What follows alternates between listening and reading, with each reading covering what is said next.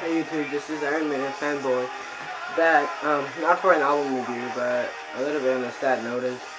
Um, Today, this morning, great fun and powerful voice, great singer, former singer of Heaven and Hell, Ronnie James Dio died. And this kind of hit me hard today because Ronnie James Dio is my one of my favorite singers.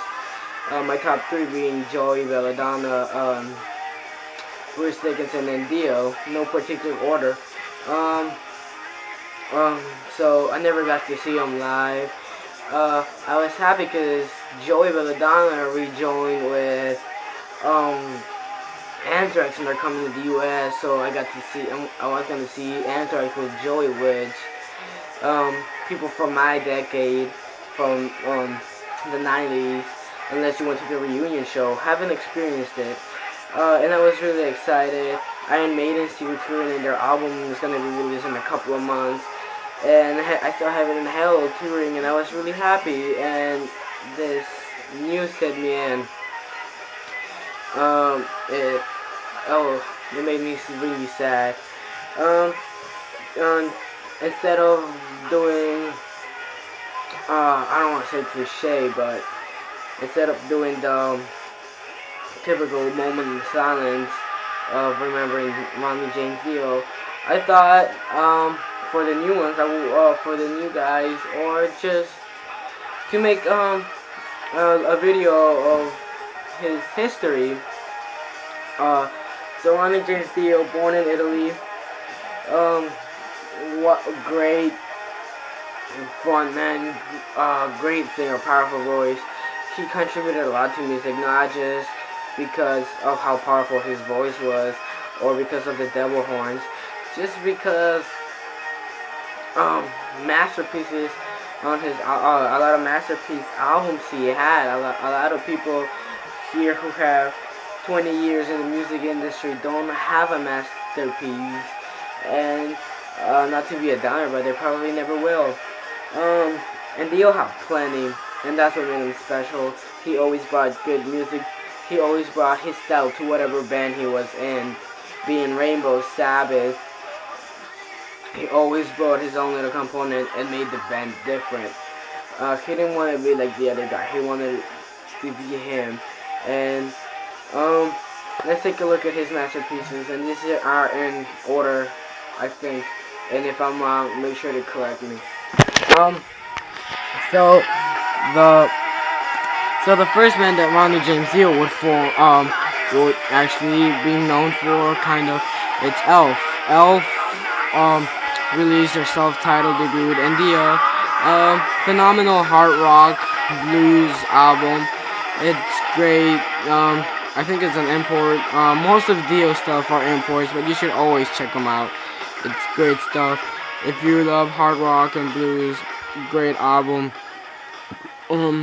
Then Dio would release another with Elf, but then that would be it, and then he would join forces with the great Ritchie Blackmore, and he would they would make Ritchie Blackmore's Rainbow. Phenomenal album. Again, hard rock bluesy album. Again with Blackmore. After leaving Purple, he would make this band.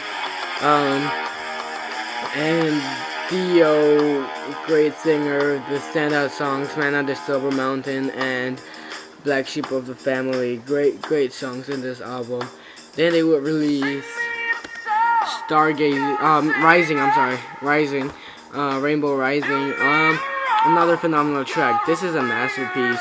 Every song here is a classic, and the biggest song here being Stargazer, which in my opinion is better than Hallowed Be Thy Name, and its epicness to the max. Great album, great cover. Everything about this album is great, and if you're a metalhead or a power metal fan, you should definitely own this album because it's that great. Ritchie Blackmore's playing is phenomenal also. Then when they would release Rainbow on Stage, which is a live album, it's good. They would release Kill the King, which at that time wasn't even released, and a live version of Kill the King. Great live album.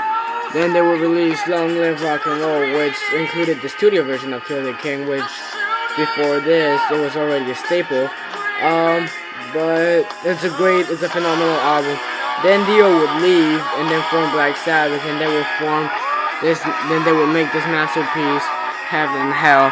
And Heaven and Hell is such a phenomenal album. I mean, you have Black Sabbath classics here. You got Die Young, Heaven and Hell, Neon Nights, Children of the Sea. Great album. Everything is amazing about it. And Tony Iommi, being the riff master of all time, creates one of the best riffs of all time. He really gets his name here because all the riffs here are great, especially Neon Nights. After this masterpiece, which Dio joined Black Sabbath after he left, after Ozzy left, he would join another one with Black Sabbath, which is The Mob Rules. The Mob Rules is a phenomenal album, with the title track, The Mob Rules, being amazing as staple in live. Whenever they play live, they always have to play this song because it's that big. It's a phenomenal album. Then they would release Live Evil. Live Evil is a phenomenal live album because it doesn't just include the Black Sabbath with Dio stuff. It also includes Black Sabbath with the Ozzy stuff. And personally, I like that better. I like hearing Paranoid, War Pigs, Iron Man with Dio instead of Ozzy. So you should definitely check it out. It's a great live album. Then Dio would leave and make his own band, and he would make Holy Diver, which everybody knows Holy Diver by now because a lot of the people who are experiencing getting into metal know it because of Killswitch Engage, because they covered it. But it's an okay cover. I checked the cover out. The screaming vocals, screamo vocals ruined it for me. The guitars the solo wasn't really up there, and in my opinion, nothing beats the original. And this is an awesome album with the preacher being chained down, getting drowned, and the Dio mascot, which looks phenomenal here. And the biggest track here being Rainbow in the Dark. So, masterpiece album. Then he will release The Last in Line, which is another epic album by Dio, a great power metal album, and one of his biggest hits being The Last in Line. So, great album. Then he will release another album, but then another masterpiece he would release in the late 80s would be Dream Evil. And just look at the covers, amazing, with the monsters in the bed, the little girl sleeping, someone watching her outside, and then I think it's like a little doll or something. And the music in here is phenomenal also. Then he would leave Dio and then go back to Black Sabbath, and he would release The Humanizer, which The Humanizer, in my opinion, is the heaviest Black Sabbath album to date. And it's a great album, great cover. It's about technology taking over and us humans being too dependent on it. As you can see, like, there's a computer here and robots and everything. And Computer God is the first track, but it's a phenomenal track. Heaviest Black Sabbath album and one of metal's best albums, in my opinion. Then Dio would release his last album, and with Heaven and Hell, the Black Sabbath that they later changed the name to Heaven and Hell, and they released The Devil You Know.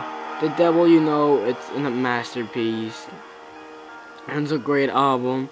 Front to back, there's no bad song. The Bible Black being the first track, the first single, phenomenal.